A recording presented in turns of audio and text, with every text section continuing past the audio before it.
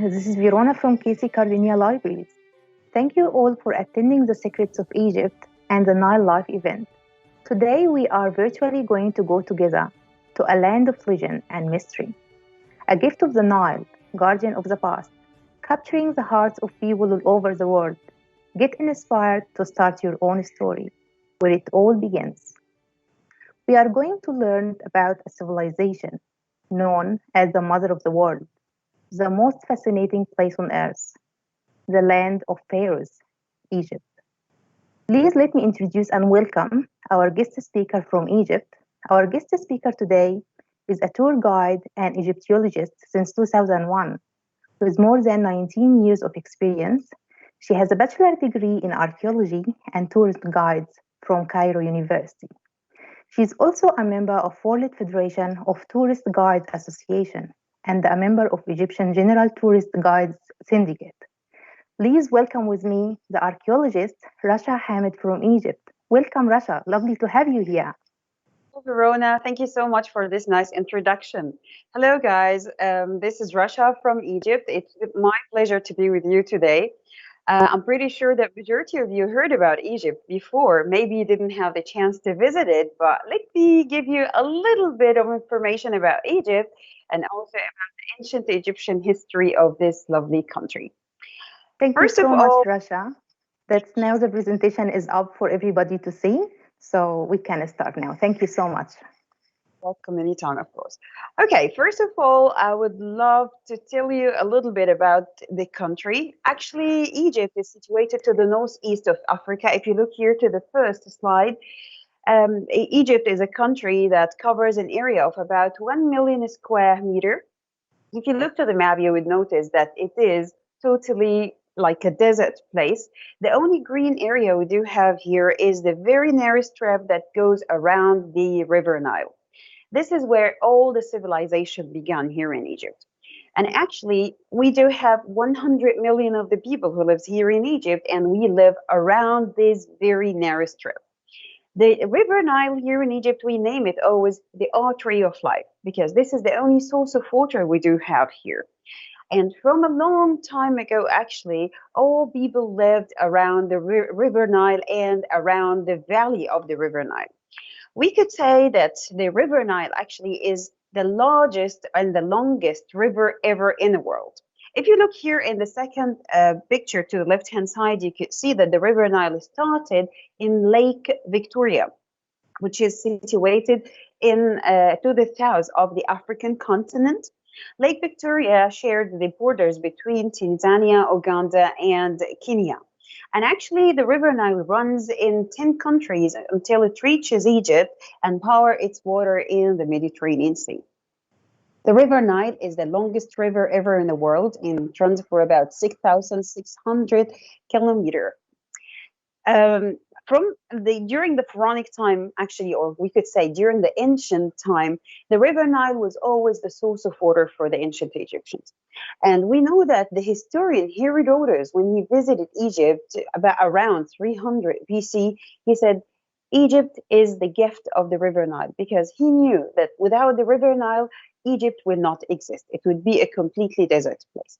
This is why when we found the traces of the civilization here in Egypt, we found it always around the valley of the River Nile.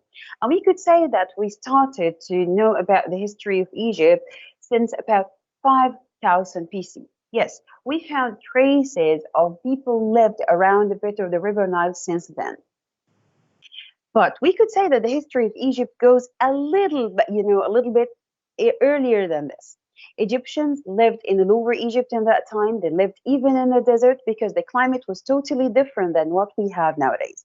It was heavy raining everywhere. People were moving from place to another because actually it was quite easy for them to find food and water. So they didn't need to settle in only one place. But we could say around 5,000 BC, climate changed completely. And people start to settle around the branches of the River Nile and they start to establish small societies. And day by day, the Egypt or the Egyptian land was divided into two countries. They were totally separate than each other. Each one of them had its sacred symbols, its gods, and also its rulers. And it remained like this to the beginning of 3100 BC.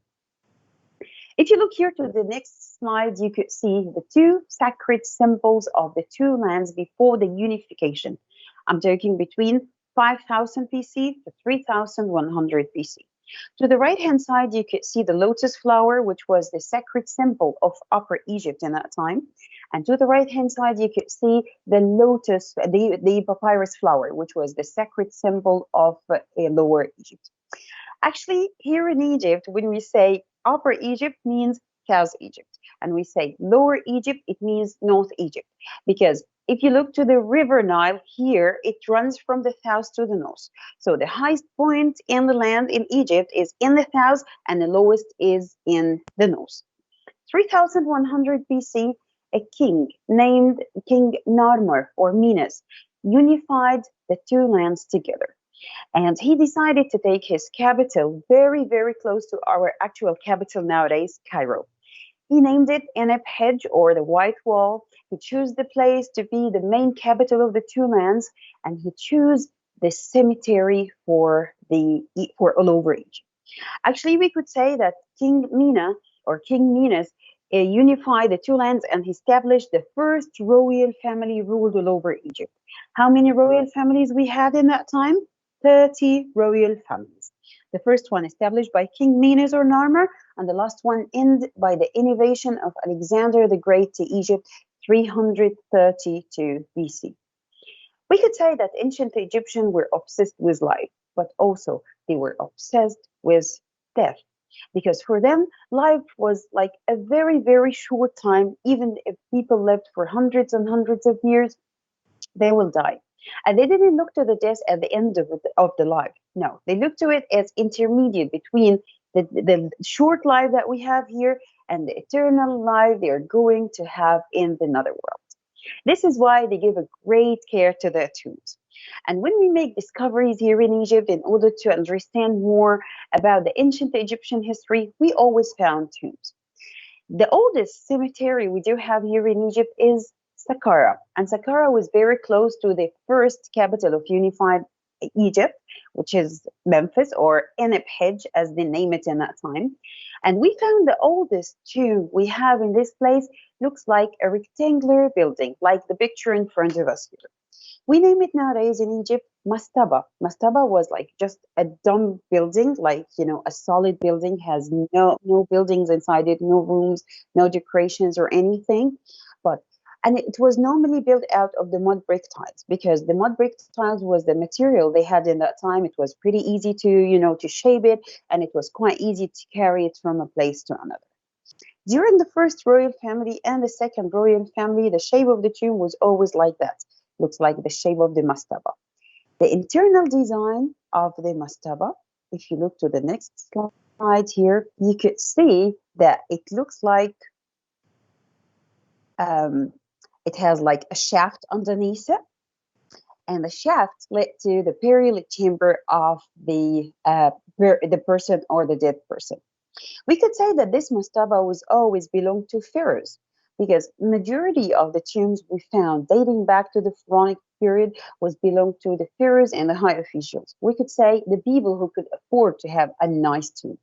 So if you look here to this slide in front of us, or this photo, you could see that we do have like a shaft goes underneath the surface of the ground to lead to the burial chamber, which was supposed to be hidden underneath the surface of the ground in order to hide the body of the dead person, or as we name it, the mummy, and all the things we have underneath the tomb. If you look to the picture to the left-hand side, we could say that this is the regular mastaba we had during the first and the second royal family. Later, from the end of the third royal family to the end of the sixth royal family, we start to have lovely mastabas for the high officials and royal families, the same like the one here to the right-hand side. And it has chambers, it has decorations and illustrations on the walls. It has also statues for the owner of the tomb as well. From the beginning of the third royal family, they start to change the shape of the tomb. And they start to build the tomb looks like stepped mastaba, or a stepped pyramid as we name it. A mastaba, as I told you, is the rectangular building, but they build mastabas on the top of each other. This building in front of us, we name it the Step Pyramid of King Zoser.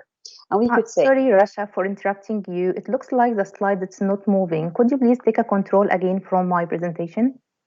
actually, it is moving in front of me here. I'm just getting a record from Courtney saying that's not moving. Just let's check this one. Would you like? Okay. Okay, awesome. Thanks, Courtney. All right. Thanks, Rasha. Sorry about that. It's okay, no problems. So this building in front of us here is the Step Pyramid of King Zoser, the founder of the third royal family. And we could say that this building in front of us here, is the oldest stone building in the whole world, and it is dating back to 2600 BC. The architect or the engineer who bought the design of this tomb, his name is Imhotep or Imhotep. And actually, Imhotep was very, very famous during the Pharaonic time and even during the Greek Roman time as well, because they looked to him as the most, intelligent engineer, because he changed the material from the mud brick and he started to use the limestone, which was quite hard to quarry in that time, and to bring it from the quarries to the spot where they're going to build the pyramid of the king. He changed also the shape from a mastaba into a step pyramid.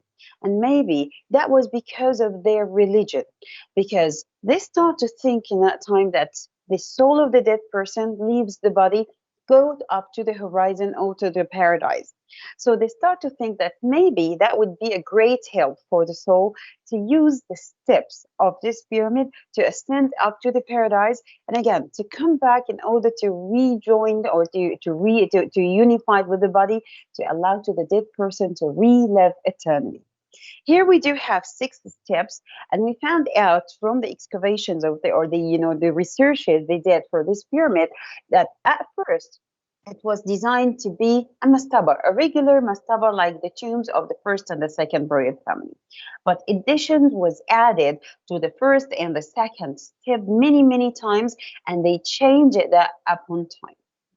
If you look to the next slide, that shows us the interior of the pyramid. Actually, the step pyramid in Saqqara, or the step pyramid of King Zoser, is solid. It has no rooms inside it. All the designs or all the imperial chambers of the king and even his royal family are underneath the surface of the ground.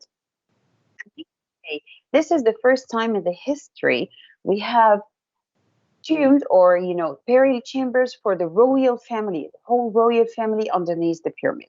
Normally, when they build the tomb or the tomb for the pharaoh, they build it for only one person, because they looked to the pharaoh in that time as the son of the god, and they wanted to have a great tomb for himself. But maybe because of the additions I told you about, when they added, parts to the first step and the second step, they included the tomb of the whole family of the king. The entrance here is to the right hand side, and you could see that we have an entrance led to a long corridor and it leads to the burial chamber. But we found also a shaft exactly in the middle underneath the pyramid. And this shaft runs for about 28 meters in depth. And we thought that it has a religious purpose in that time, and it allows to the soul of the dead person also to use it to go up to the paradise and to come back to the mummy. The step pyramid was, we could say that it was the first try to build a true pyramid in that time. This picture in front of us, it shows the mastabas that dating back to the third, fourth, and fifth royal dynasty. And the mastabas here belongs to the high official and the royal family who lived during the lifetime of the pharaohs of these dynasties. And again, they start to use the limestone exactly the same like the pharaohs, and they start to make the interior of their mastabas looks beautifully decorated. They illustrated religious inscriptions in order to help them to go to the paradise. They start to represent all the food and drinks they have in order to rehab it again as another world. And they even add statues for themselves, like this photo in front of us. With the end of the third royal family and the beginning of the fourth royal family, they start to change the shape of the tomb again. And they start to try to build a true pyramid, a complete shape of a pyramid.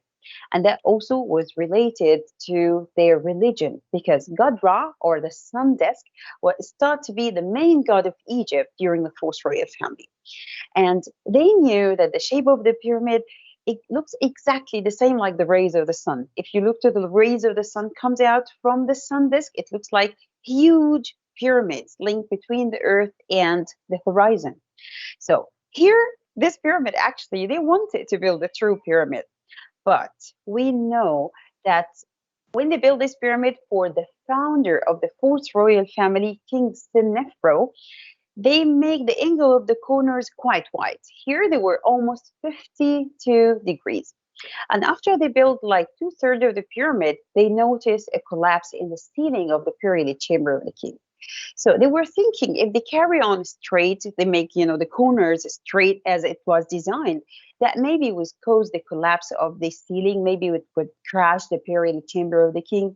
So they found out that the solution is to change the angle of the upper part and they make it 43 degrees. So once they finish the pyramid, the building of this pyramid, it looks like a pin pyramid. Of course, the king didn't want to have that shape, and he didn't want it to be buried in a such shape.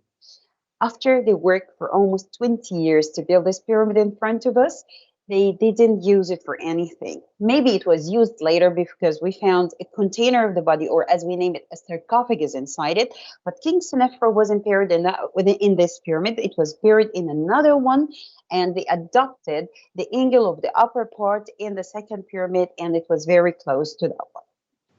The most interesting thing about this pyramid in front of us, you would notice that we still have what we name it, the outer cover of the pyramid, or the outer casing blocks.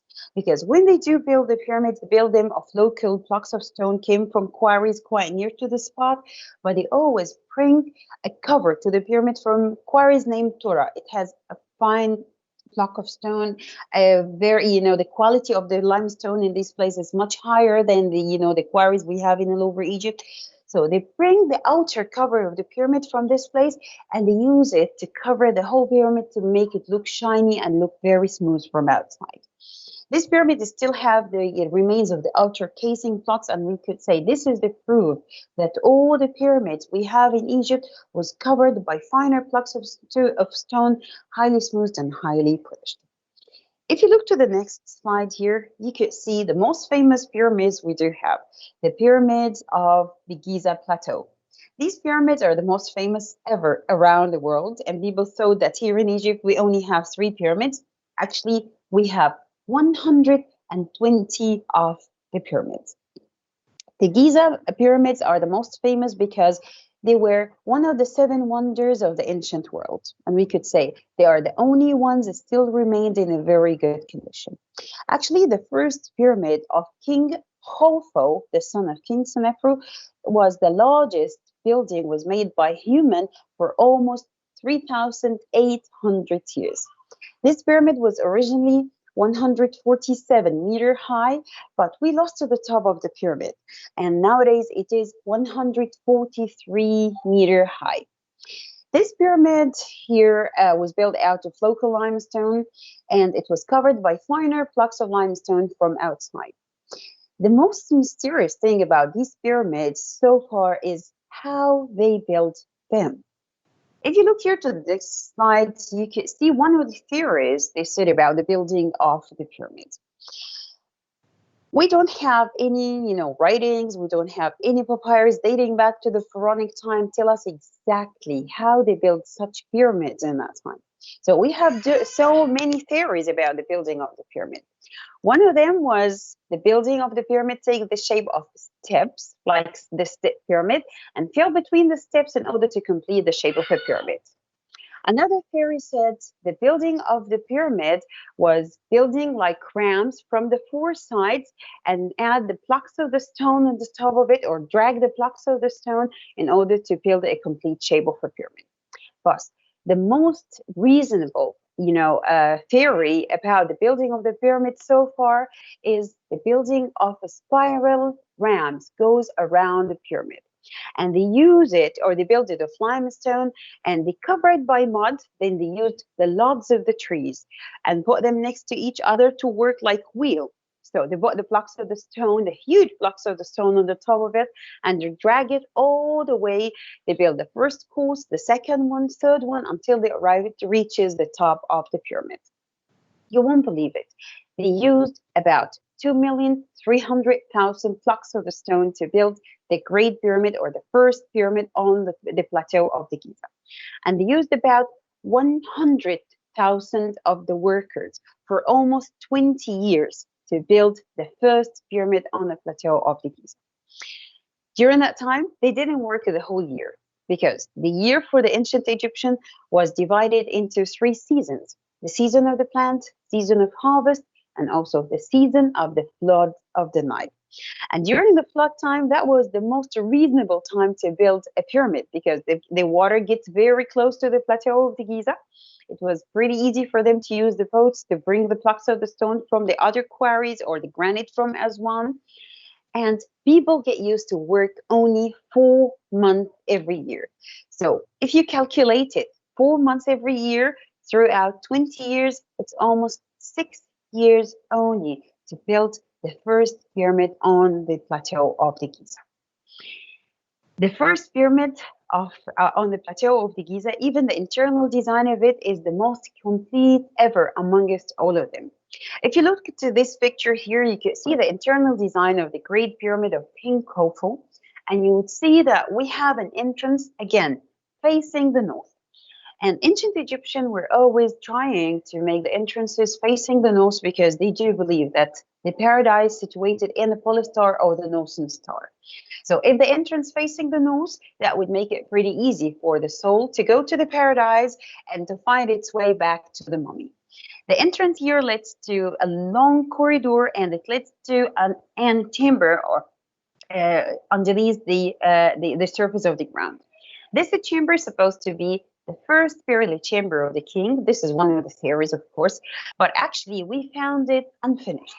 So we think that they changed the design, and they included an ascending passage, and they built a chamber named the Queen's Chamber. If you enlarge the picture a little bit, you would find the chamber name underneath it written Queen's Chamber, because the first excavators thought that maybe the queens were buried inside the pyramid, the same like the pyramid of SAKKARA.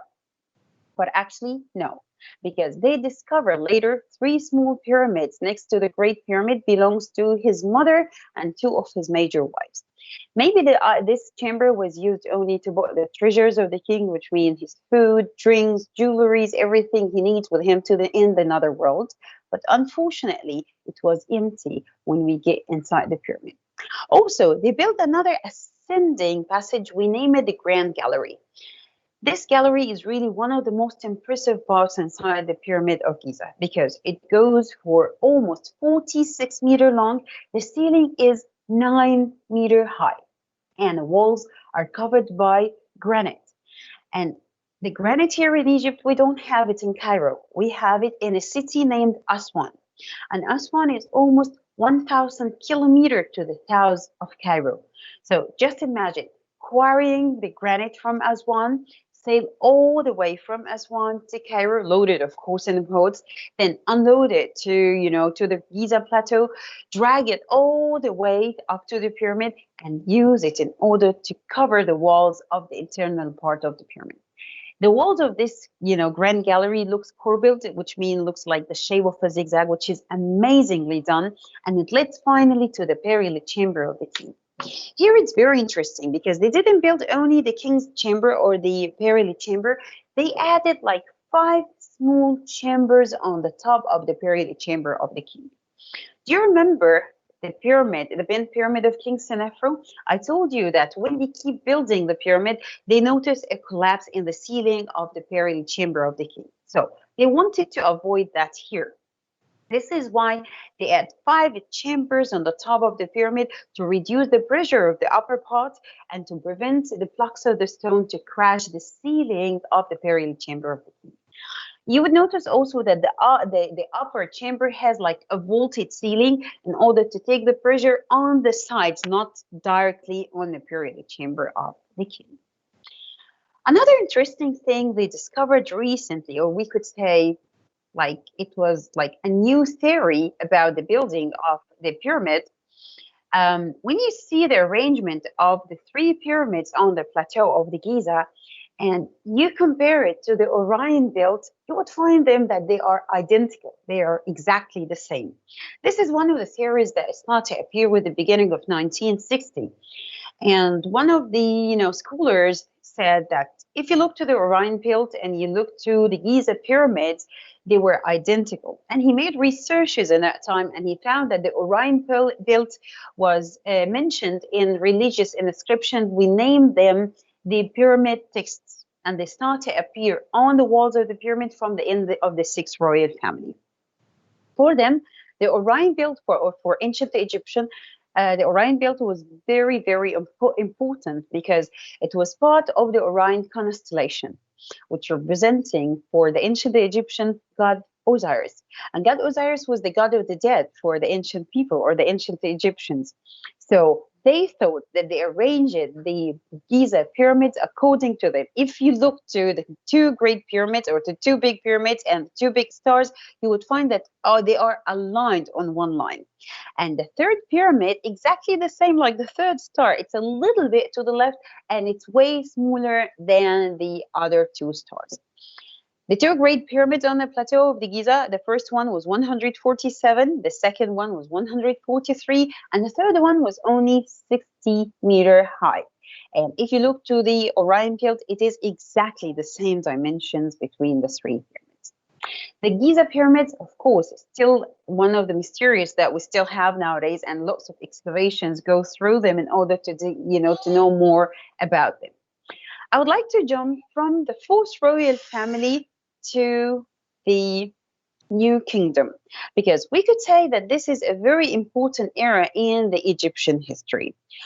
Between the fourth royal family, from the fourth royal, fifth and sixth royal family, this is what we name it the Old Kingdom. Then we have what we name it the Middle Kingdom. And Egypt was quite flourished, but it wasn't as flourished as the New Kingdom. The New Kingdom started by the 18 royal family. And we knew before the 18 royal family, we have people named the Hyksos invaded Egypt and they stayed here for almost 150 years. And a pharaoh named Ahmoses, get rid of them, and he established a new capital for Egypt in Luxor. And Luxor is about 900 kilometers to the south of Cairo. In Luxor, or Thebes as it is known in the books, and it was one of the most flourished capitals ever in the history of Egypt. I would like to talk about a man who was one of the most famous pharaoh and one of the most famous pharaohs for us as well, King Akhenaton. How was King Akhenaton? He was one of the rulers of the 18 royal family, and he's pretty famous because he was the first one in history who believed in only one God. During the pharaonic time, they were believing in many different gods and goddesses. They were believing that, they have God Iman Ra, the local god of Luxor. They had God Ra in Memphis. They have many different deities, minor ones for the small provinces. But when King Akhenaton became the ruler of Egypt, he decided to get rid of all the gods and believe in only one God, and he named it God Aton or God Eton. And he depicted, like here in the picture, like a sun disk with the rays comes out of it, but it ends with human hands. And sometimes these human hands hold what we name it the key of life and put it in front of the nose of the king to give him the life again. King Akhenaton was pretty famous because he moved his capital from Luxor to a new capital to be away from the influence of the high priest of God Iman Ra. Also, you could see that the art during the lifetime of King Akhenaton was pretty different than the art we had during the 18 royal family. For example, during the 18 royal family, they were always believing in idealism. The king should look very strong, very young, with muscles. But if you look to the illustrations that we have here in front of us, you would notice that even the shape of the body of the king and his family looks totally different. They were believing in realism, but they exaggerated a little bit. So his body looks like, a male and a female in the same time. And maybe also that had like a religious purpose. They thought that maybe he was the only high priest that connect all the people. This is why he has to look like a male and a female in the same time. We know that he didn't rule for a long time. He ruled for about 17 years. Then his elder son ruled for 2 years only. And there is a theory that he was killed in order to allow to his son, King Tutankhamun, to become the pharaoh. And we have two theories actually about this very, very famous king for us. One of the theories said that he was his son. Another theory said no, he was one of the sons of the concubines in that time, and he got married to one of the daughters of King Akhenaton to become the pharaoh of Egypt. Anyways, Tutankhamun ascended the throne of Egypt when he was 9 years old. So he was a little boy, and it was pretty easy for the high priests of God Amun-Ra to control him and actually to convince him to move the capital back to Luxor and to change the cult from God Aton to the main local god of Thebes, which was God Amun-Ra. We know that King Tutankhamun, his name was first King Tutankhamun, according to God Aton, the god of Akhenaton, and he changed his name to Tutankhamun. And he ruled for almost 10 years only. So he died when he was 19 years old. We could say that he was an important king. He didn't achieve anything. He didn't do any wars during his daily life, but he's still the most important king for us during the pharaonic time because of the discovery of his tomb in the main cemetery of Thebes, the Valley of the Kings. The tomb of King Tutankhamun was discovered with the beginning of 1922 by two Englishmen, Howard Carter and Lord Carnarvon. And we could say it is the last tomb was discovered in the Valley of the Kings. In this cemetery, we found so far 62 tombs, and the tomb number 62 is the tomb of King Tutankhamun. We could say it is the only tomb was kept intact with everything was found inside it. We found about 5,000 pieces of artifacts inside the tomb of the king. Actually, they were made of wood and coated with gold, and we found so many jewelry. Some of the things were made of pure gold. If you look to the left-hand side here, you can see the design or the layout of the tomb of King Tutankhamun. That was really one of the smallest tombs we ever found in the Valley of the Kings. Here is another, a picture of the tomb of King Tutankhamun. You would notice that the walls were plain. The only decorations we have in the tomb was in the burial chamber of the king. They didn't have the chance actually to finish the tomb of King Tutankhamun because he lived for a very short time. We do think also that this tomb wasn't belong to him. It belongs to a priest. His name was Ai, and because of the sudden death of King Tutankhamun, he was buried here. We do have also other theories about the death of King Tutankhamun because people, believe that maybe he was killed because he started to think exactly the same like his father, and he started to believe in only one God. So maybe the high priest of God, Amun-Ra, killed him. And the proof, they said that when they examined the body of King Tutankhamun, they found a hole in his skull, in the back. And when they examined it, they found that maybe it was a head of an axe. But another theory started to appear recently, and they found out that maybe he fell down from his chariot, maybe he was hunting or he was, walking around by his chariot, and he fell down and he had a gangrene in his leg. Maybe he died because of this gangrene, maybe he died because of, he was killed, but he's still the most important pharaoh for us. I would like to show you a little bit of the things we found inside the tomb of King Tutankhamun. This is how we found everything was bagged inside the tomb. If you look to the picture here to the right-hand side, you can see some of the boxes which was containing his, his jewelries, his clothes. We have also here to the left, we have some of the beds. And underneath the beds, we have these, containers which was containing his food, chicken, goose, ducks, everything he needed in order to survive or to eat in order to survive in another world.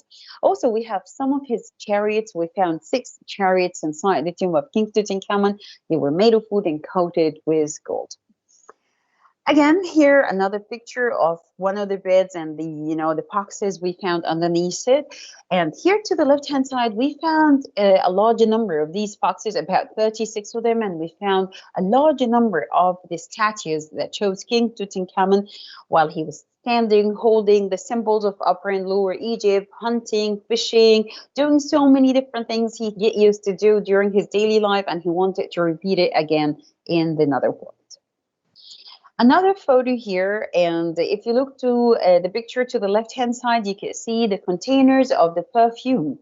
And perfume for the ancient Egyptians was very, very important thing, because they get used to use it during their daily life and take it also with them to the nether world to give it as an offerings for the gods and goddesses.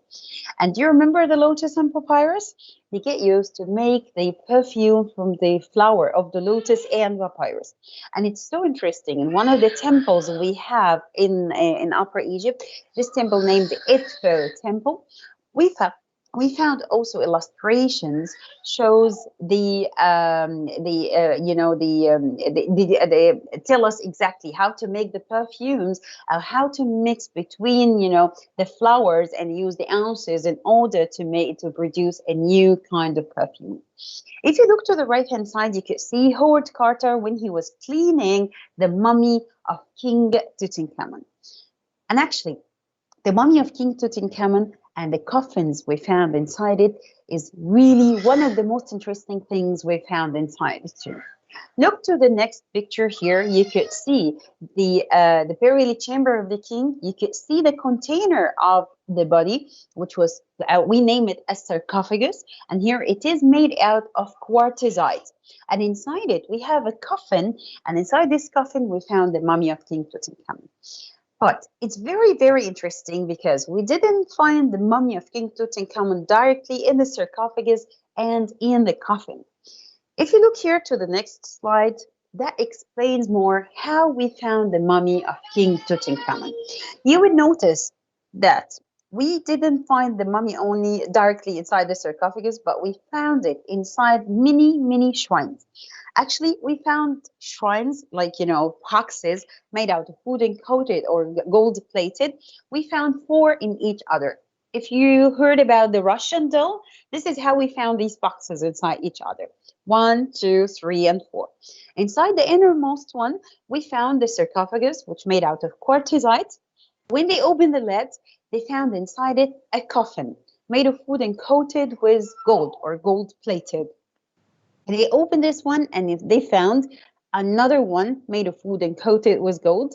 Then they opened it, they found a third one made out of pure gold.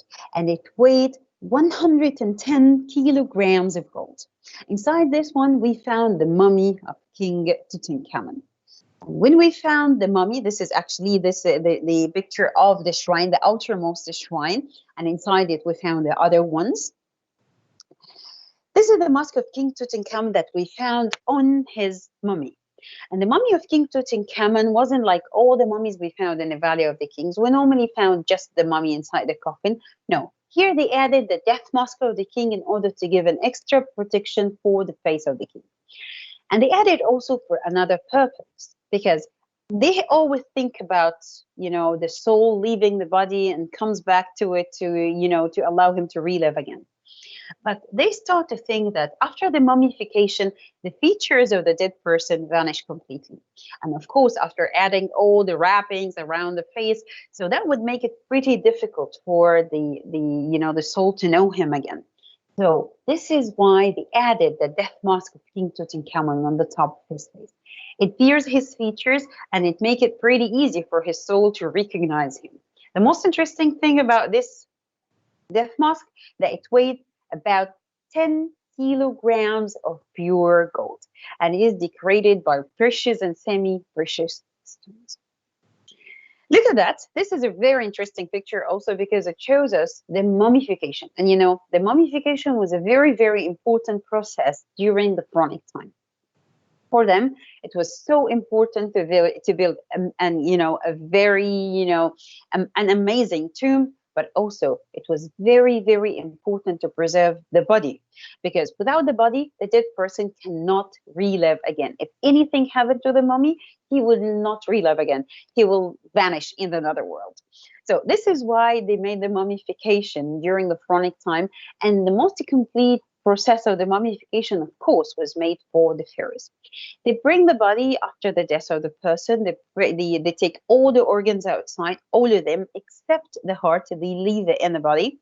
Then they take the brain through the nose by an iron hook. They hollow the body from everything could cause the decomposition of the body. Then they cover it with the salt from inside and outside and leave it in the salt for almost 40 days to dehydrate the body completely. Then they clean it from the salt. Then they start to add the perfumes. They add the bandages of the linen wrappings. They add amulets, of the gods and goddesses to give extra protection for the mummy. And then they cover the face with the death mask and put it in a coffin and then inside the sarcophagus. Well, this is I choose the most important pictures, or, the nicest pictures from the Valley of the Kings in order to give you an idea about how the tombs in the Valley of the Kings in Luxor looks like. This is one of the pictures from the tomb of King Ramesses VI. You can see how the walls are so ornated with many religious inscriptions in order to protect the body of the king. Another one from the tomb of Ramesses I. And the last one here also from the tomb of King Ramesses VI. I would like to jump now to the 19 royal family and give you a small idea about a temple. We name it Abu Simbel Temple. If you heard about it, this temple is situated to the south of Egypt, or to the south of Aswan, about 350 kilometers to the south of Aswan. And this temple belongs to a king named King Ramesses II. He's really one of the most famous also. He ruled for all over Egypt for almost 67 years.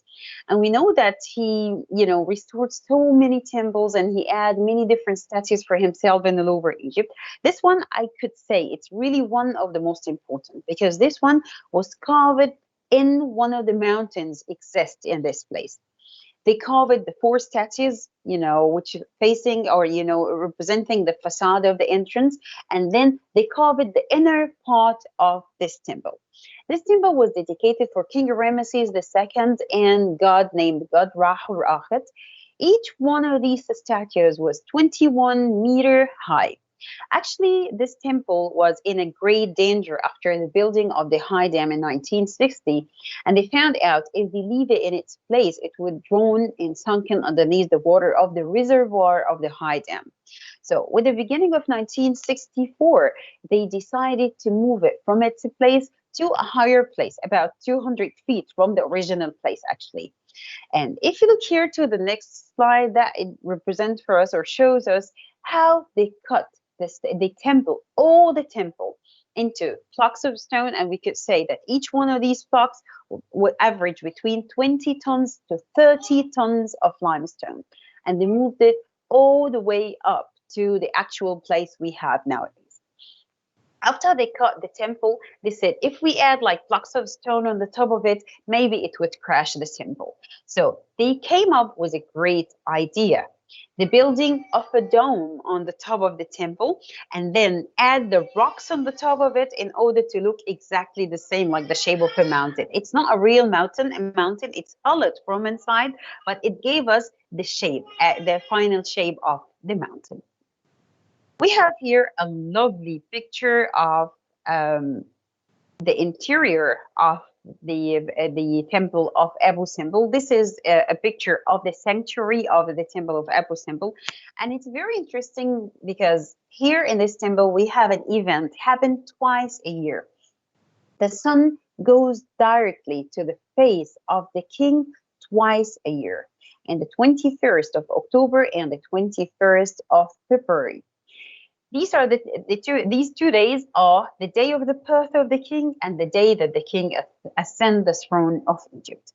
After the moving of the temple, this day or this event delayed only 1 day. So nowadays we celebrated 22 of October and 22 of February.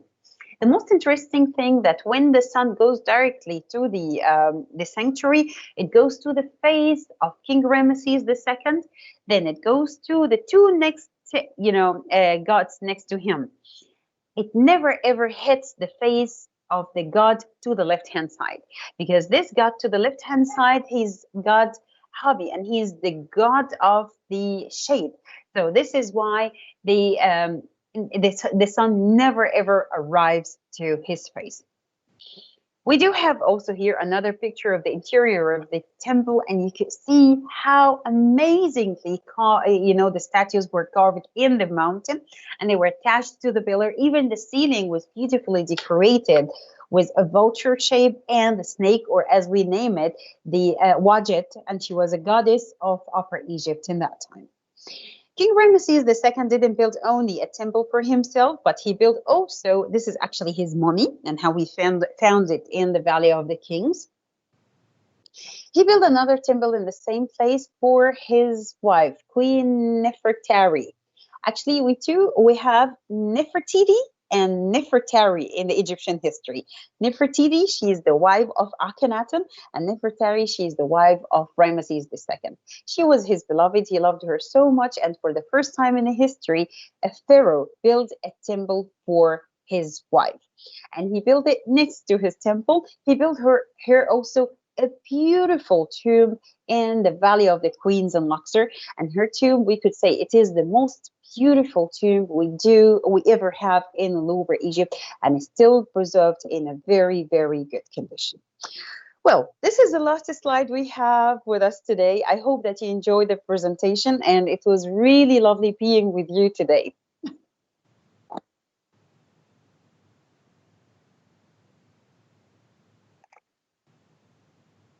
That's lovely, Rasha. Thank you so much for this. Thank you so much, Verona. It's really fascinating, and it's beautiful information, and how it's really amazing. We all enjoying it. It's really, we're receiving a comments as well from people how they really enjoying it. So yeah, thank you so much for that. And now we can start taking questions. Yes. So we have quite a few, not that many, but yeah, we're still receiving them. So Okay. I will start with the first question from Chrissy. She asking about how long did it take to build a pyramid?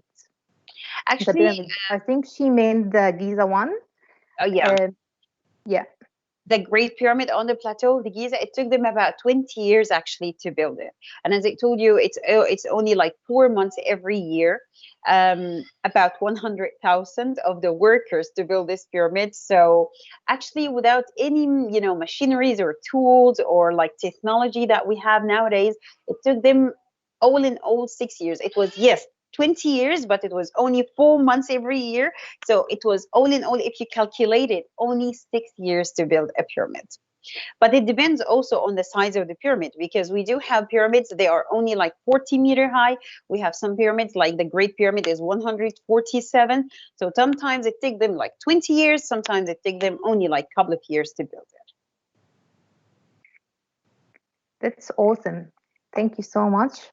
And also, we do have another question saying, how long did it take sorry, no, that's another question. So the another question is, how old was the oldest known Egyptian? Well, we know that we found evidences that Egyptians lived in Louvre, Egypt, almost 7,000 BC. So we're talking about almost like 9,000 years ago. These are the oldest evidences we found in the desert, that it tells us that we had people lived in Egypt in that time. Maybe we have older than this, but we didn't have evidences, dating back to earlier than that time. Nice. Thank you so much. And we do have another question from Talwa. She asking, saying, what best tours would you recommend for Egypt? So if people would like to go and visit Egypt, what's your recommendation for them to go, where they should start, and where they should go? I think if you would like to come to Egypt, you have to cover the main sites in Cairo, Luxor, and Aswan. So if you come to Cairo, the Giza pyramids is a must. Saqqara is a wonderful place to visit. Also, the Egyptian Museum is wonderful, and actually, we do have a new museum is about to be open in a year from now. We name it the Grand Museum. It would be fascinating one actually to visit. Then cruising the River Nile and look between Luxor and Aswan is a must. You're going to see all the main sites in Luxor, like El Karnak Temple, Luxor Temple, the Valley of the Kings, the Valley of the Queens. Then you would stream down the River Nile. You would visit Itfu Temple, Komombo. Then you would reach Aswan and you see the Philae Temple, and you would have the chance also to visit Abu Simbel Temple. Yep, and also for your information, so we added all the contacts for Russia. So if you wanted to get in touch with her, you will have on the chat her website and email addresses. So if you wanted to get in touch with her, she will be happy to have and answer your questions as well. Thank you so much. And our next question is from Judy. She asking, saying, is there only one family in pyramid? Like, is it the only one family who's built the pyramid? Actually, each one of these pyramids was built for only one person, because they looked to the king as the son of the god. So he was a god. So it wasn't allowed for anyone to be buried inside the pyramid except him. So the Great Pyramid on Giza Plateau built for King Khufu, and he's the only one who is buried inside it. The second one built for King Khafra, and he was the only one who built inside it. Then Mycerinus for only one person. And this is the case for all the pyramids we discovered so far. Nice. Thank you, Rasha. And there's a question from Courtney saying, is it true that there was a curse, like Lana, on Tutankhamun tomb? A curse. Okay, well, no. This is one of the rumors about King Tutankhamun, actually. But just imagine a tomb was closed was sealed for almost like 3,000 years. And if you open it, there is lots of bacteria inside it. So it infected actually the body of the first excavators who entered to the tomb. So what happened was that many of them died by many different diseases. Yes, some of them died by accident or things like this, but that was only, it wasn't like a curse or anything. For me, I entered the tomb of King Tutankhamun many times. I'm not cursed so far. So no, actually no. This is only like, a theory about, or maybe something, like people would like to make it like attractive for people, mysterious. But of course, there is no curse in the Valley of the Kings or the tomb of King Tutankhamun. Yeah, me too. I went over there and I'm still alive. So it's all good. So we have another question saying, when did Egypt stop having reality? Royalty, yes. Well, we could say that Egypt didn't stop until the beginning of 1952, actually, because we do have a royal family ruled Egypt to the beginning of 1952 when we had the revolution and Egypt to start to be a republic. So it was pretty close. But if you're talking about the pharaonic time, we could say that the end of the pharaonic time was 332 BC, when Alexander the Great invaded Egypt, and he was Greek, he was an Egyptian. And since then, the Ptolemaic time or the Ptolemaic era started here in Egypt till 30 BC. Then we were occupied by the Romans, who stayed here to 641 AD. Nice. And we have another question from Charlene. She asking, saying, do you have any idea how many mummies are still haven't been found? Oh, just imagine how many pharaohs we do have. Imagine how many high officials and royal families, we didn't discover so far, because the mummification was performed for all the people who could afford it. It was for the pharaohs, but also for the high officials, royal families, the high priests, all these people were mummified. So I think we still have thousands and thousands of them still, hidden underneath the sand of Egypt. Yeah. Cool. And there is another question from Elvira. She asking, when did Egypt decide that would run their country with king and queens?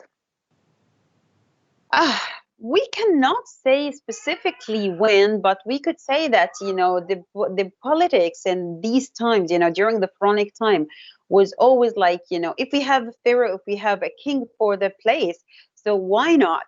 And a king was because they looked to him as the son of the gods. So he was like, the people that would respect him and would never get rid of him until he died. And we could say that the kings and the queens who ruled all over Egypt in that time, they were, respected, and they were, the people who should run everything belongs to the people in that time. So we cannot say when they started that. It was only, the politics of the place which tells us, that they need a king and a queen, or they don't need a king or a queen. Yeah. Yeah. Good. And another question from Julia. She asking, saying the man dressing attending the mummy appeared to be totally hairless. Could you please explain this? Like why people like used to shave their hair and why they appear with like hairless? Actually, the high priest supposed to, to shave their hair, beard, and mustache. That was a kind of purification in that time. Even the king himself, he's supposed to shave his hair, his face, and his beard and everything. And they always get used to wear hair wigs because it was kind of like that they are clean. So hair wigs was always wear during sermons, and we found so many of the hair wigs actually, and they are displayed in many different museums, especially the Egyptian Museum. We have a great collection of the hair wigs. Yeah, I remember I visited like a pharaoh's village, and they actually offering us to wear these wigs and try it on and just dress up. It was fun. I remember that was Oh one yes. of the, yeah. I remember I visited when I was Pharaonic young. village is an interesting place also because it imitates the old life, and it shows you even the daily life of people. Yeah. We Yeah. have another question from Anita. She asking, saying, what is the best time to go to visit Egypt? And how long will it take to visit all 6 cities? Okay, I could say winter is really the best time because we don't have a really bad winter here. The degrees, it's always average between 22 degrees to 16 degrees. So it's always really nice. And we could say from the beginning of October to the end of March. This is the best time actually to visit Egypt. And I could say it needs you about 15 days to visit to cover the six, main cities like Cairo, Alexandria. You could visit Aswan, Komombo, Edfu, and Luxor. Nice. And also, we do have a question from Vidya. She asking, say, it is said that anything related to King Tutankhamun is supposed to be cursed. Is it true? So I think the same question like the one Courtney, like about Tutankhamun and the If you go Lana. to the Egyptian Museum, you'd see many of them, and you could see them every day, and nobody cursed so far. Yeah. Good. And another question from Marie. She asking, saying, what time of year is the best to visit? Which is, I think we covered this one as well. And Flora asking, saying, how many percentage do you believe that there is still undiscovered temples? We always say that we still have another Egypt hidden underneath, our modern Egypt, because even in the middle of nowhere, sometimes they build buildings in many different places, and while they were digging, they found, treasures. The ancient Egyptian civilization extended for almost 5,000 years. And just imagine, we do have so many of the things that they didn't discover yet. Yeah, very good. Thank you, Rasha. And another question from Barinika. She asking, saying, are tourists allowed to visit the tomb? She means I think she means Like, the Giza pyramids and the Valley of the Kings. Yes, it is yeah, allowed for yeah, people and to go inside. It has like an extra ticket to go inside, but you could go inside and you could even taking pictures. yeah. And there is another question, and I think that will be our last question from Sawati. She asking about how many mummies are received and how many pyramids are still standing. About the pyramids, we do have 120 of the pyramids. They still remained in a good condition, although we do believe that we have so many of them is still hidden because recently they found the pyramid and it looks like only a heap of sand because all the blocks of the stone were stolen a long time ago. So they found it by chance. They were digging and they found that that was a real pyramid. About the mummies, we discovered more than 300 of them until now belongs to the pharaohs, but we found so many also belong to the high officials and the high priests. They even found one belonged to one of the common people as well. Yeah. Yeah. That's very good. Thank you so much, Rasha. I really appreciate that you came. I know the time now in Egypt is like you started with us, it was 4 a.m., which is I really appreciate that you are here with us and came especially to Pleasure. share your knowledge with us. It's much appreciated. Again, all the contacts for Rasha, it's on our chat now. So please don't hesitate to contact Rasha if you have any more questions. It has been pleasure to be with you, Rasha, and has been pleasure to run this program through Casey Cardinia Libraries. So looking forward to see you all during and with all our events. So Thank thank you you so so much. much. No, it was my pleasure being with you today. I enjoyed it so much, seriously. Thank you so much. Thank you. Have a nice day. You too. Thank you. Bye. Bye, Bye. everyone.